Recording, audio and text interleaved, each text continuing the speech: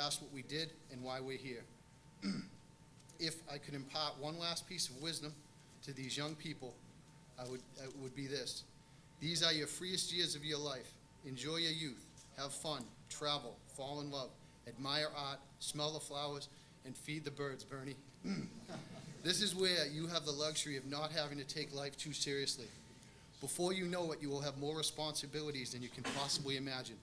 Treasure life, but be careful not to lose control. It can affect your happiness for years to come. Thank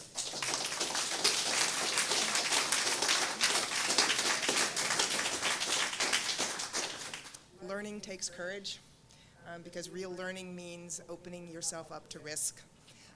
And it seems like you all really opened your hearts and your minds and took incredible risks, and it really paid off.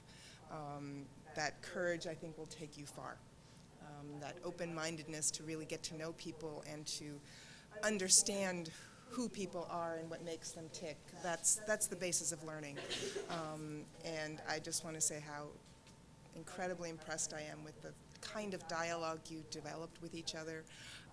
It is hard in any class. Often, as some of you know, in day classes, you have to sort of tell the students to take out their pencils and, yo, here we are. That does not seem like it was the case here at all. And that your hearts and your minds were in your engagement with each other, and that's a really honest endeavor you should all be proud of. This was one of the most exciting teaching and exchanges that I've ever had at UMass Dartmouth. I'm here because of sausages, the law, and wisdom. Sausages because I could only find the jail because I could find gas bars on the left. And I could find it before that because the UMass School of Law. Then I knew where to turn. Under my arm, I brought this book, which is one of the two books that we had.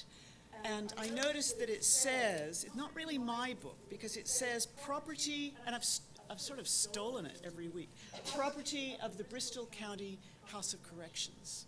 So I wanted to say just a few things about what we have studied while we've been here. A very brief list.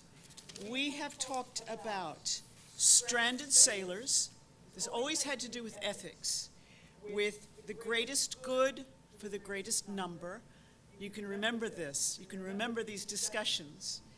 We talked about Michael Jordan's money. Do you remember that? Should he have that much money? And voluntary exchange. And at the end of Sandel's book,